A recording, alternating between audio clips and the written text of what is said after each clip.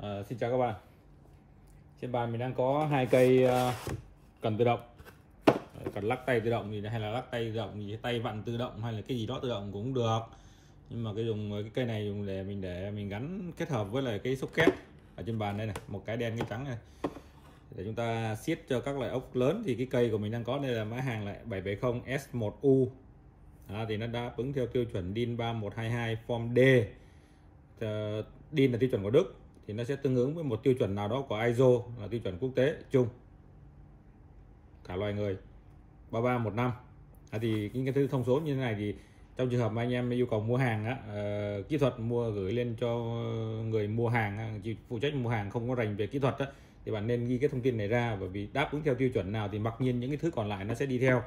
Bởi vì sự diễn đạt giữa một người biết kỹ thuật và một người không biết kỹ thuật là rất khó, sự truyền đạt thông tin sẽ rất khó. Mình truyền thông mà mình truyền mà nó không thông có nghĩa là không đạt được mục đích của ngôn ngữ, của giao tiếp.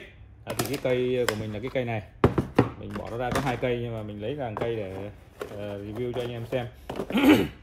Nó tương đối, trước tiên bạn thấy là nó tương đối dài. Cây này có chiều dài theo tài liệu thì là 500 với cả nửa mét. Đấy ha, Đức họ đo đúng lắm, lỡ may mình đo được ra là 51 cm thì mình im lặng, bao nhiêu mình lời được 1 cm. Thì cây này đối với cần tự động nói chung thì có một vài thông tin anh em cần phải quan tâm. Ngoài cái chiều dài thì nó liên quan đến cánh tay đòn, vì lực moment là lực nhân với cánh tay đòn. Thì càng dài thì chúng ta vặn ốc, nó vặn siết ốc hay là mở ra mở vào thì nó càng nhẹ. Nhưng mà cái cây này thì cũng tương đối nặng, bởi vì đầu vuông của nó sẽ là 3/4 đầu vuông này. Thì đối với cần tự động thì các bạn phải quan tâm, trước tiên phải là quan tâm đến đầu vuông, bởi vì chúng ta mua về chúng ta sẽ sử dụng với lại đầu tuyếp. Vì thế cái đầu vuông này rất quan trọng, đầu vuông 3/4, tức là nếu bạn lấy thước cặp bạn đo vào đây thì 3/4 inch bạn nhân 25.4 nó sẽ ra là 19 mm, chính xác nha. Nó số lẻ một tí xíu 005 gì đấy, 19 mm là cái chỗ này. Vì thế là nó sẽ sử dụng với lại cái socket. Đầu tiếp thì đối với chúng ta vặn bằng tay, chúng ta mua tiếp trắng là ok rồi, thì nó tương ứng với cái lỗ vuông này cũng sẽ là 19. Nhưng mà tất cả các đầu tiếp 19 là mình đưa vào đây là mình múc được 19 chứ không phải 20 đâu nha. Vì 3/4 nhân ra nó sẽ ra là 3/4 inch nhân ra nó sẽ ra là 19. Đầu vuông tương ứng thì bạn sẽ siết cho con ốc tương ứng 19.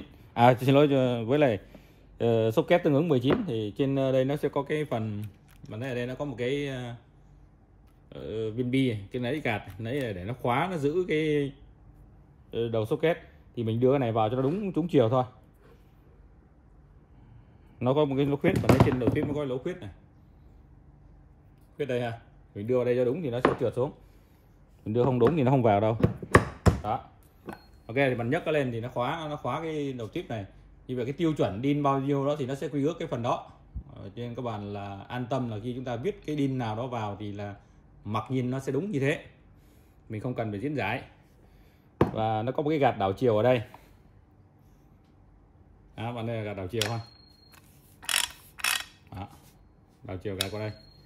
Vì nó là size 3/4 nên nó rất là lớn, nên bạn thấy là mọi thứ đều rất là rõ ràng. Đây có hai cái vít lục giác chìm ở đây để bạn tháo ra trong trường hợp bạn làm bảo dưỡng cho cái bên trong này, bạn thay. Nhưng mà thường thì chúng ta sẽ không phải thay trong một thời gian dài, vì ở trong đây nó là một cái hộp kín. Hộp kín như này nó không có cái gì có thể, bụi bẩn nó không có thể đi vào bên trong được. Bên trong họ có mỡ bò hay mỡ dê gì đấy bỏ trong đây để bôi trơn, và chúng ta không bao giờ phải làm bảo dưỡng. Tuy nhiên trong trường hợp chúng ta sử dụng trong môi trường nhiệt độ cao thì thời gian sau là nó cũng sẽ thất thoát, nó cũng sẽ khô cái mỡ bò trong đây, thì chúng ta sẽ phải tháo ra để trang mỡ bò lại. Thì mình mở hai con ốc này thôi, nhưng mà tình huống đó thì cũng rất là hiếm khi xảy ra. Thì đối với dòng này bạn thấy nó có cái lỗ ở đây để cho bạn có thể đè thêm một cái cây nữa, giống như bữa mình làm về cần tự động. Thì cái phát minh ra cái lỗ bổ sung ở đây để mình sử dụng thêm dụng cụ nữa ở đây, ở chỗ này ấy, thì nó cùng đầu vuông ở đây. Thì chỉ có Edora họ có rất là nhiều, họ có nguyên một cái phòng. Mình sang nhà máy Edora thì họ có nguyên một cái phòng riêng để nghiên cứu phát triển các loại cần tự động. Thì cái này sản xuất tại Đức luôn, và họ làm dưới dạng là handmade, tức là có một khâu sản xuất cái này riêng. Họ cũng sản xuất cho nhiều hãng khác nữa. thì là handmade hết, tức là một người ngồi làm từng cái một chứ không phải là máy móc dây chuyền sản xuất hàng loạt. Thì người Đức họ trọng cái handmade, chẳng hiểu tại sao. Việt Nam mình mà làm thủ công là họ coi thường ngay, nên là vì vậy là mình nghèo nó bền vững.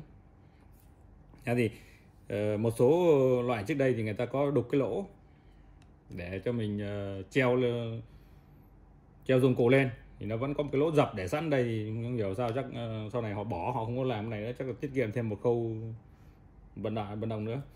Thì cần tự động thì nó có thêm một thông số nữa là cái góc quay hiệu dụng. Góc quay hiệu dụng tức là bạn quay một cái góc bao nhiêu thì bạn nghe cái cắt đấy. Đó. Thì góc đó người ta gọi là góc quay hiệu dụng. Thì cần tự động này của Elora thì cái góc quay hiệu dụng của nó sẽ là 11.25. Bạn lấy cho 360 độ một vòng tròn đấy. Bạn chia cho 11.25 thì nó sẽ ra là 32. Thì 32 này chính là cái cơ cấu răng ở trong đây, nó sẽ là cái cơ cấu 32 răng. 360 chia cho 32 nó sẽ ra 11.25. Đó là góc xoay hiệu dụng, tức là bạn xoay một cái, bạn nghe cái cắt một cái thì góc đó là góc xoay hiệu dụng. Ok. Đấy, thì đối với dùng bằng tay như thế này, anh em vẫn có thể sử dụng loại tiếp đen này cũng được này. Tất nhiên là nó sẽ thừa. Top đi tiếp đen này là họ dùng cho máy xi đốc, cho nên nó có cái lỗ ở đây. Mà thấy nó có cái lỗ này để cho mình xỏ cái chốt an toàn vào, từ đây xuyên qua bên kia. Đó. Xuyên qua bên đây. Đó. Và một cái đai đây cho mình, đai cao su để mình siết với ốc, với máy siết ốc. Nhưng mà mình vẫn sử dụng bằng tay được. Thì khi sử dụng bằng tay đối với loại này thì bạn thấy ở đây nó có một cái nãy gạt đây để nó giữ, thì bạn thấy là bạn đưa vào nó sẽ rất là khó.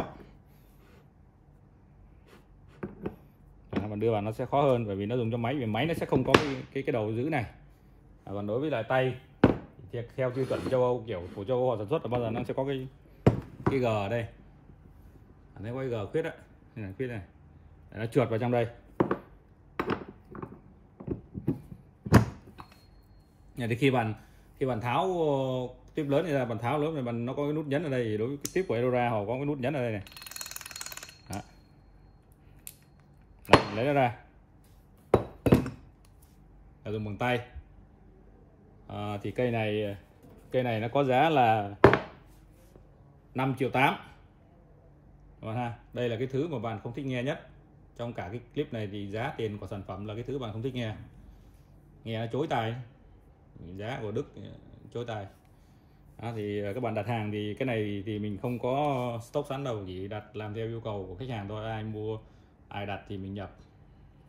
Ok, khá lớn, khá nặng, mình cầm cả nó khá nặng, trọng lượng của nó là 1,950 kg, tức là 2 kg. Ok.